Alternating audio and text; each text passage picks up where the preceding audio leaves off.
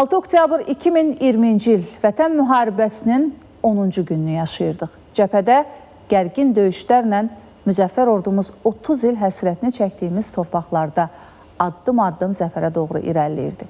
Həmin gün nələr yaşadıq? 2020-ci il haqq savaşımızın 10-cu günü müharibənin başladığı ilk gündən etibarən düşmən təxribatlara davam edirdi. Lakin nə mülki şəxslərimizi, nə də şanlı ordumuzu bu kimi addımlar çəkindirmirdi. Hər şeyə rəğmən bir amal uğrunda savaşırdıq. Torpaqlarımızın azadlığı və ərazi bütövlüyümüzün təmin olunması. Vətənə, torpağa bağlı olanlar onu qorumaq üçün canlarından keçməyə hazır olduğunu döyüş meydanında göstərirdi. 2 il öncə bu günlərdə Füzulinin azad olunması istiqamətində gərgin döyüşlər davam edirdi.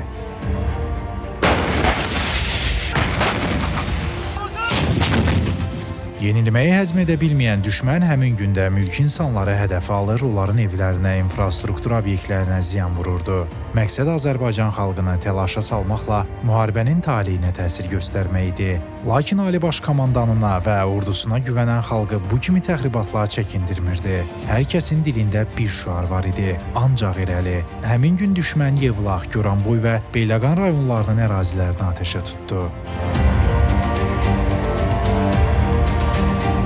2020-ci ilin 6 oktyabr tarixində Prezident İlham Əliyev Rusiyanın Perui Kanal televiziyasına müsahibə verərək həqiqətləri çatdırdı. Последние дни обстрелы территории Azərbaycana. Son günlərdə Azərbaycan ərazilərinə artilleriya atəşləri Ermənistan tərəfindən uzaq vuran artilleriya vasitəsilə aparılır. Toçka U və Elbrus kimi ölüm saçan sistemlərdən istifadə edilir. Bu, Cenevra konvensiyalarının çox kobud şəkildə pozulmasıdır. Cinayətdir, müharibə cinayətidir. Bugün səhərdən münaqişə zonasının bilavasitə yaxınlığında yerləşən Tərtər şəhərinin atəşə tutulması yenidən davam edir. Əhalisinin sayına görə Azərbaycanın ikinci böyük şəhəri olan Gəncənin əhalisi də atəşə tutulub. Mingəçevirdə bizim ən böyük elektrik stansiyasının ərazisinə bir raket düşüb. Ondan çox şəhərimiz, yüzlərlə kəndimiz şiddətli artilleriya bombardmanına məruz qalır. Bu, erməni tərəfin köhnə taktikasıdır. Onlar hər dəfə döyüş meydanında məğlubiyyətə uğrayanda dinc əhaliyə ziyan vurmağa və beləliklə Azərbaycan ordusunun əks hücumunu dayandırmağa çalışaraq belə alçaq hərəkətlərə əl atırlar. Lakin onlar bu əks hücumu dayandıra bilmirlər və bilməyəcəklər.